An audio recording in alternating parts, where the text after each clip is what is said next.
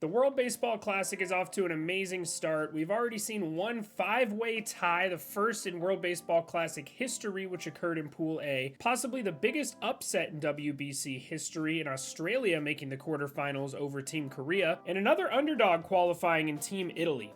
This World Baseball Classic is already living up to the hype that I've tried to surround it with, and it's not even halfway finished. Welcome to NMR Sports, a channel where we talk baseball as much as humanly possible, and today we're going to try to sum up the madness, which is the first week of the World Baseball Classic, and talk about which teams have already qualified, which teams have already been eliminated, and which teams are in trouble. And as you may have seen in the thumbnail, it's not looking so good for the US right now. Alright, we're going to be starting off talking about the pools and standings. So far, we have Pool A and Pool B have been finished. We have Cuba and Italy moving on in Pool A, despite all 5 teams finishing 2-2. Chinese Taipei or Taiwan looked like the team to beat for a while, but they ended up finishing 5th due to tiebreakers, so they don't even qualify for the next World Baseball Classic in 4 years. They're going to have to participate in the play-in tournament and go up against teams like the Czech Republic and Great Britain, China, etc. All these teams that finish 5th are going to have to do this. So finishing 4th, we have Team Panama. Like I said, looked pretty good for a while and then blew it. And then the Netherlands, really disappointed in them. I thought they were a lock after beating Team Cuba in the first game to move on,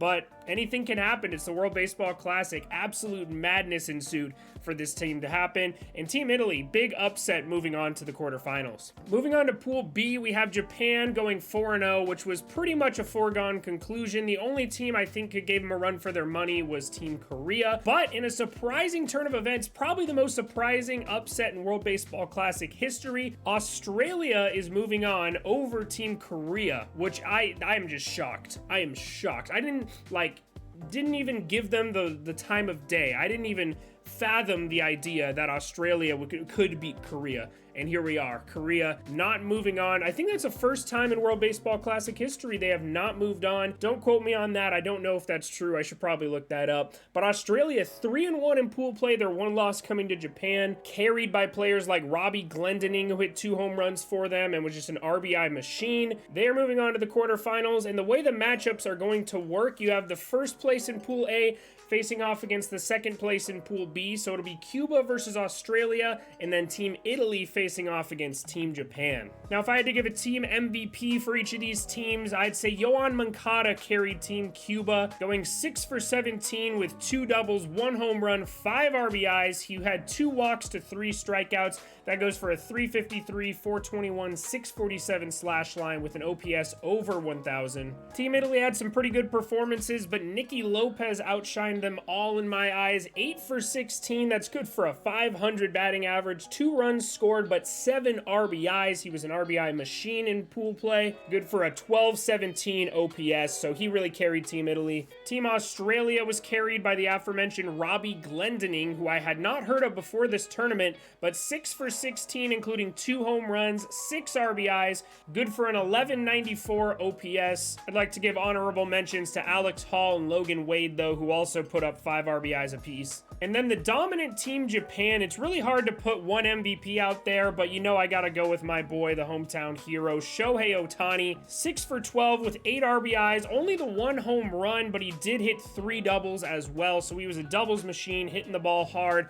and of course he was the winning pitcher in Game 1. Not to mention that he walked 7 times. So with Pool A and B finished, they are going to be matching up, I believe it's on Thursday. So Team Australia and Team Cuba will be facing off on Wednesday, and then Japan and Italy will be facing off on Thursday. Both of those games are at 6 a.m. Eastern time, so I'll try to be live for both of them. We've been doing a lot of watch parties if you haven't seen, so subscribe and turn on notifications to be notified if I do go live for those. Next, let's move on to Pool C and Pool D. Pool C, we have Canada, Colombia, Mexico, United States, and Great Britain. Great Britain just looks absolutely outmatched. The USA put a beating on them, but they only scored 6 runs, 6-2 final score. While 6-2 is a pretty significant margin of victory, it is nothing compared to what Canada did to Great Great Britain, putting up 18 runs and mercying them in 7 innings. And then the United States would go on to lose to Mexico last night by a final score of 11-5, which really puts the United States in a tough spot. Not only have they not scored a lot of runs, so they are not faring well in the tiebreaker, they've also allowed a lot of runs, and now they pretty much have to win out and then hope that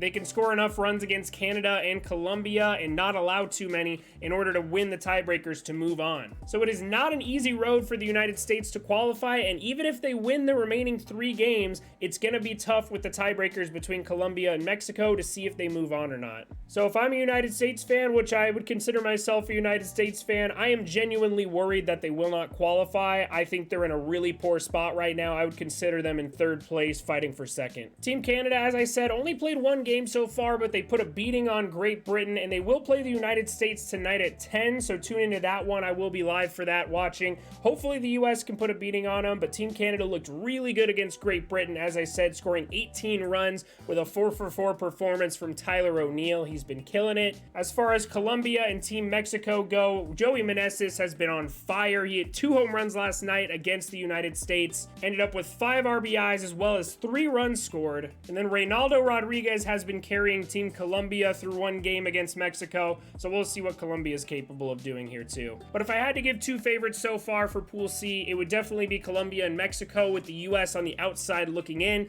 Canada being a big wild card. Now moving on to our last and final pool, that is Pool D, and we have, in my opinion, not a big surprise, but to some a pretty big surprise, Venezuela absolutely crushing the competition in Pool D. Venezuela beat the Dominican Republic, who is considered the favorite to win the tournament, and then beat Puerto Rico, who a lot of people seem to think could move past pool play. I honestly wasn't too high on Puerto Rico, so I'm a lot more surprised that Venezuela beat the Dominican Republic, and not really that surprised they beat Puerto Rico. So Team Venezuela has been crushing the ball. Anthony Santander and Salvador Perez have been leading the way, each hitting home runs, and Anthony Santander even hitting a home run off former Cy Young Sandy Alcantara against the DR. Israel is also 1-0 after beating Nicaragua, but I don't really have faith in them to beat Puerto Rico. But I don't really have faith in them to beat any of the top 3 teams in Venezuela, Puerto Rico, or the Dominican Republic, and Nicaragua is most likely, as I predicted, going to go 0-4 in pool play. Now that leaves the Dominican Republic and Puerto Rico, so it's really going to come down to who wins that matchup. DR versus PR should be a pretty good game, but as I said, I don't think Puerto Rico really lives up to the hype of their name as they have the last 2 WBCs. I think the Dominican Republic's going to make real quick work of them. So Venezuela almost 100% locked to move on. Dominican Republic versus Puerto Rico is going to determine the 2nd place winner in this pool play, unless Israel can find a way to upset either Puerto Rico or the Dominican Republic, which I don't find very likely. Now, before we finish this video, I would like to give an honorable mention to some notable performances from teams that did not end up qualifying. The first I want to go over is Li Lin of the Team Taiwan, or Chinese Taipei.